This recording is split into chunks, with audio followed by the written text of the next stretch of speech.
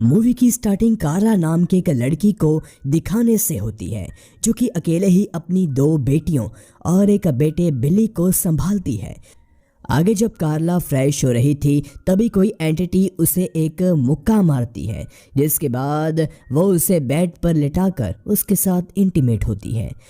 उस एंटिटी ने कार्ला के मुंह को कुशन से दबा रखा था, जिसके कारण उसकी आवाज़ तक नहीं निकल रही थी। वही एंटिटी के वहां से जाने के बाद कार्ला जोर से चिल्लाती है। उसकी आवाज़ सुनकर बिली और उसकी सिस्टर्स वहां पर आती हैं।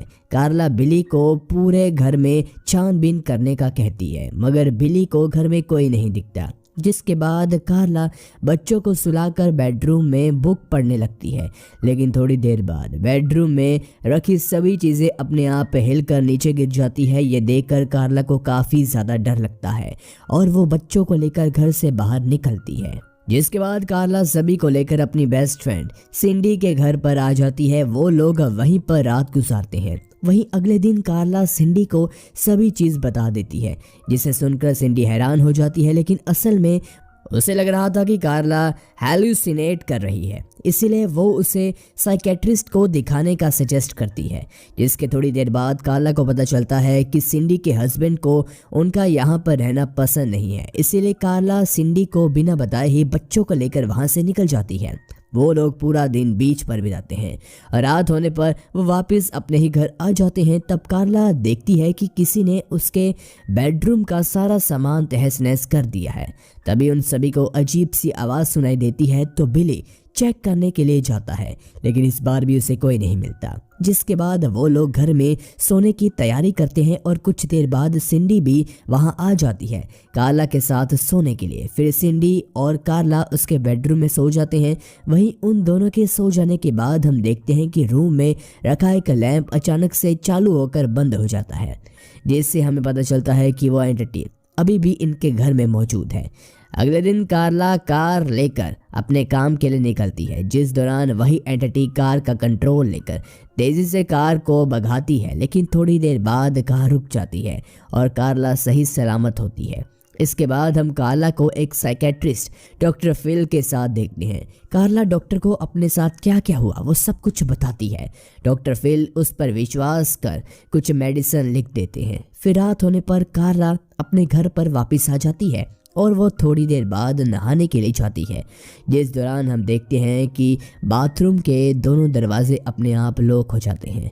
जिसके बाद वो एंटिटी फिर से कार्ला पर अटैक कर उसके साथ इंटीमेट होती है, लेकिन इस बार उस एंटिटी ने कार्ला को काफ़ी ज़्यादा चोट पहुंचाई थी।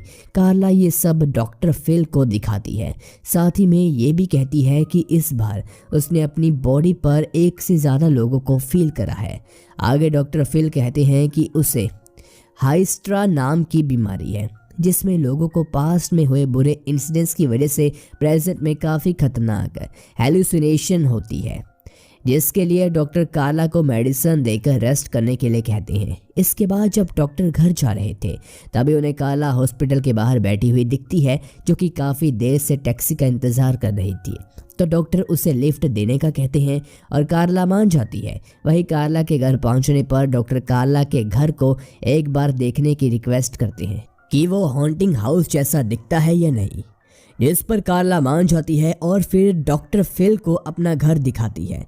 आगे हम डॉक्टर और कार्ला की बातों से कार्ला के पास्ट की कुछ बातें जानते हैं, जैसे कि बचपन में उसके डैड उसके साथ काफ़ी बुरा बर्ताव करते थे, जिसके कारण वो बचपन में ही घर से भागकर न्यूयॉर्क आ गई थी। यहाँ पर उसकी मुलाकात मारियो से हुई। फिर उन दोनों ने शादी कर ली, लेकिन जब कार्ला प्रेग्नेंट थी तब मारियो की बाइक एक्सीडेंट में ही मौत हो गई। जिसके बाद कार्ला की ज़िंदगी में बॉब नाम का आदमी आया। वो लोग काफ़ी खुश थे, लेकिन बाद में वो भी उसे छोड़कर चला गया। इसके बाद बिली और कार्ला की दोनों बेटियां घर में आती हैं। उन्हें देखकर डॉक्टर वहां से चला जाता है।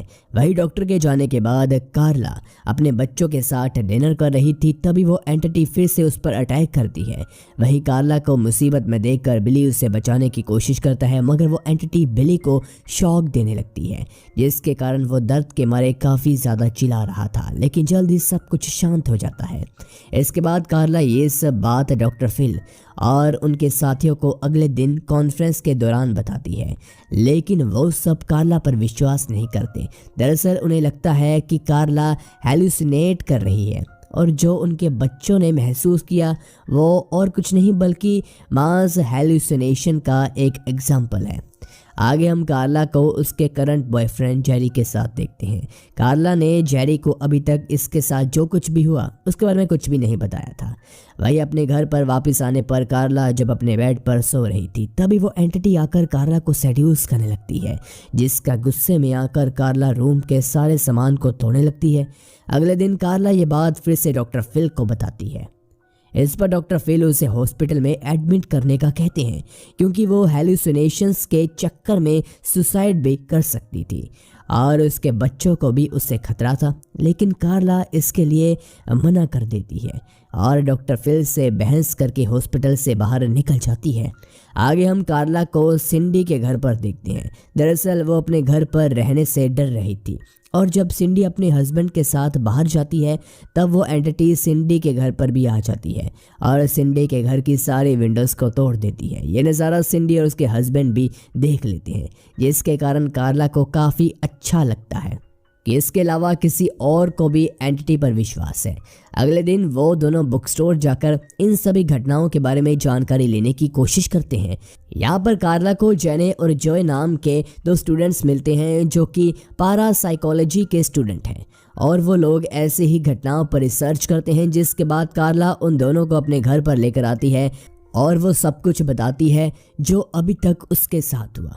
कार्ला को लग रहा था कि वो दोनों उसकी बातों को मजाक में ले रहे हैं और जब वो दोनों वहाँ से जा रहे थे तभी घर की सारी चीज़ें हिलने लगती है। उन्हें अजीब सी स्मेल आ रही थी, साथ ही में वहाँ पर ठंडी हवा भी चलती है। अब ये सब देखने के बाद वो दोनों समझ जाते हैं कि कार्ला उनके साथ मजाक नहीं कर रही और फिर वो दोनों अपने कुछ इक्विपमेंट्स लेकर कार्ला के बेडरूम में सेटअप करते हैं ताकि अगर वो एंटिटी दोबारा आए तो वो लोग उसे कैमरा में कैद कर सकें। और ऐसा ही होता है। वो एंटिटी लाइट के फॉर्म में उनके सामने आती है और वो कार्ला को टच नहीं कर पा रही थी। ये देखकर कार्ला काफ़ी ज़्यादा खुश हो जाती है। वही जिने और जोए उस एंटिटी की पिक्चर क्लिक करते हैं, जिसके बाद वो इस पिक्चर को अपनी सीनियर डॉक्टर एलिजाबेथ को दिखाते हैं। ये देखकर डॉक्टर उन्हें इस केस पर और रिसर्च करने का कहती है। अगले सीन में हम डॉक्टर फिल को कार्ला के घर पर आते हुए देखते हैं। वो वहाँ पर जेने और जोए को देखते हैं जो कि अपने साथियों के साथ घर में कुछ इक्विपमेंट सेटअप कर रहे थे। आगे जेने डॉक्टर फिल को बताता है कि इस घर में जो कुछ भी हो रहा है उसे वो लोग हार्ड डेटा में कैप्चर करने की कोशिश करने वाले हैं। इस पर डॉक्टर फिल उन्हें कहते हैं कि कार्ला उसकी पेशेंट है और मैं उसे ये सब करने नहीं दूंगा। जिसके बाद वो जाकर कार्ला से बात करते हैं, लेकिन कार्ला उनकी एक नहीं सुनती क्योंकि उन्होंने कार्ला की कुछ खास मदद तो की नहीं थी, लेकिन जेने और जोए उसकी मदद कर रहे थे। इसके बाद डॉक्टर फिल वहाँ से चले जाते हैं। वही रात में डॉक्टर एलिजाबेथ जोए और जेने के साथ कार्ला के घर में उस एंटिटी को देखने के लिए आए थे और थोड़ी देर बाद वो एंटिटी एक ग्रीन लाइट के फॉर्म में उनके सामने आती है, जिसे देखकर लगभग सभी डॉक्टर हैरान रह जाते हैं। आगे डॉक्टर एलिजाबेथ कहती है कि दुनिया में अलग अलग डिमेंशंस होती है और शायद ये एंटिटी उन्हीं में से किसी एक डिमेंशन से हमारे डिमेंशन में आ गई हो। इसके बाद जब सभी डॉक्टर वहाँ से जा रहे थे तभी जेरी वहाँ पर आ जाता है। वो इस सब के बारे में कार्ला से पूछता है कि घर में क्या चल रहा है, तो कार्ला उसे सब कुछ सच सच बता देती है कि वो एंटिटी उसके साथ क्या करती है। ये सुनने के बाद जेरी आज रात को कार्ला के साथ ही रुकने का डिसाइड करता है। आगे जेरी कार्ला का मुंह ठीक करने के लिए उसे एक ड्रेस गिफ्ट में देता है और पहन कर आने के लिए कहता है। इसके थोड़ी देर बाद जब जेरी कार्ला को देखने के लिए जाता है तब वो देखता है कि उस एंटिटी ने फिर से कार्ला पर अटैक कर दिया है और वो उसे सेड्यूस कर रहा है। जेरी कार्ला को बचाने की कोशिश करता है मगर वो एंटिटी जेरी को दूर फेंक देती है। इसके बाद हमें हॉस्पिटल का सीन दिखाया जाता है जहाँ पर कार्ला को एडमिट किया गया था और वहीं पर डॉक्टर फिल भी मौजूद थे। वो जेरी को हौसला देते हैं कि सब कुछ ठीक हो जाएगा, मगर जेरी इस इंसिडेंट को लेकर काफ़ी ज़्यादा डर चुका था और वो कार्ला को छोड़कर चला जाता है। आगे डॉक्टर एलिजाबेथ, जेने और जोए कार्ला से मिलने के लिए आते हैं। वो लोग कार्ला के साथ एक ऐसा एक्सपेरिमेंट करने का कहते हैं जो उन्होंने आज से पहले कभी ट्राई भी नहीं किया था। जिस पर कार्ला मान जाती है क्योंकि वो किसी भी तरह उस एंटिटी से छुटकारा पाना चाहती थी। आगे जेने उनके एक्सपेरिमेंट के बारे में बताता है कि वो लोग किसी तरह उस एंटिटी के ऊपर लिक्विड नाइट्रोजन डाल देंगे, जिसके कारण वो एंटिटी फ्रीज हो जाएगा और फिर वो उसे आसानी से डिस्ट्रॉय भी कर पाएंगे। इसके बाद आगे डॉक्टर एलिजाबेथ और जॉय कार्ला को उसके घर की सेम टू सेम कॉपी दिखाते हैं जिसे उन लोगों ने बनाया था उस एंटिटी को पकड़ने के लिए, जिसमें एक प्रोटेक्टेड एरिया भी था ताकि अगर वो एंटिटी कार्ला पर अटैक करती है तो कार्ला को उस प्रोटेक्टेड एरिया में जाना होगा और फिर डॉक्टर एलिजाबेथ के साथ ही उस एंटिटी के ऊपर लिक्विड नाइट्रोजन स्प्रे कर उसे फ्रीज कर देंगे। इस एक्सपेरिमेंट को देखने के लिए डॉक्टर फिल अपने सीनियर डॉक्टर के साथ वहां पर आते हैं। इसके बाद जब कार्ला आराम कर रही थी तभी वहां पर ठंडी हवा चलने लगती है, जिससे सब समझ जाते हैं कि वो एंटिटी वहां पर आ गई है। इसलिए जेने कार्ला को प्रोटेक्टेड एरिया में जाने के लिए बोलता है, लेकिन कार्ला के प्रोटेक्टेड एरिया में जाने से पहले ही वो एंटिटी लिक्विड नाइट्रोजन सिस्टम को कंट्रोल कर उसे कार्ला पर ही स्प्रे करने लगती है। इसके बावजूद कार्ला किसी तरह से भागते हुए प्रोटेक्टेड एरिया में आ जाती है। तभी सिस्टम फेलियर की वजह से लिक्विड नाइट्रोजन के सिलेंडर ब्लास्ट हो जाते हैं और वो लिक्विड कार्ला के ऊपर गिरने ही वाला था कि तभी सही वक्त पर डॉक्टर फिल आकर कार्ला को वहां से बाहर निकाल लेते हैं। तभी सभी लोग जमे हुए एंटिटी को देखते हैं जो कि काफ़ी बड़ी थी। सभी लोग उसे देखकर हैरान थे, लेकिन जल्दी वो एंटिटी बर्फ को तोड़कर वहां से भाग जाती है। अब इन सभी बातों के बाद जब कार्ला अपने घर पर आती है तब हम पहली बार उस एंटिटी की आवाज़ सुनते हैं जो कि कार्ला को वेलकम होम कहती है।